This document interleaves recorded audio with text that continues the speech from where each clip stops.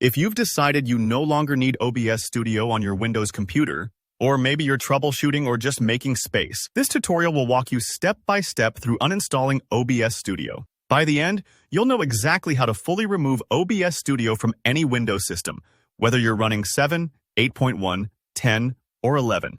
Let's jump right in and make it easy. To start, head down to the search bar in your taskbar.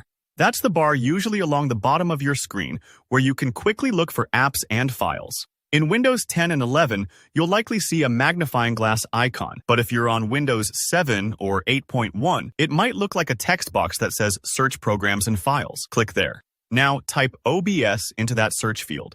Typing just those 3 letters should be enough, since OBS Studio is distinct and will usually pop up at the top of your results. When OBS Studio appears in your list, take a moment to double-check that it's actually the right app. Sometimes you can have more than one OBS-related program, like plugins or companion apps. To make sure it's the main program, look for the familiar OBS swirl icon. Once you've found the OBS Studio icon, don't just left-click it like you normally would to open. Instead, right-click on that icon. Right-clicking is like asking Windows for more options, and it'll bring up a small menu that gives you extra choices. In the menu, you'll see an option that says Uninstall. This is your shortcut to the uninstall process and saves you having to scramble through the control panel or settings menu. Select Uninstall, and Windows will either launch the Programs and Features window, or it'll start the uninstall process immediately, depending on your version. If you see the Programs and Features window, just find OBS Studio in the list, select it, and hit Uninstall again. At this point, Windows needs a moment to work its magic and start the removal process. You'll probably see a confirmation pop up.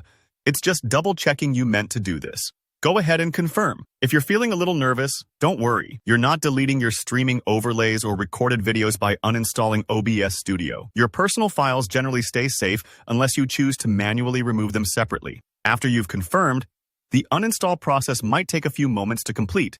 If you're on an older computer, it could take a little longer. It's just thoroughly moving all the necessary files out of the way. Think of it like cleaning up after a big project. OBS Studio wants to make sure there aren't any scraps left behind. Once it's done, you'll usually get a quick notification or the window will just close automatically, letting you know OBS Studio is now off your system. If you want to double-check, you can go back to your search bar and type OBS again. The icon should no longer show up.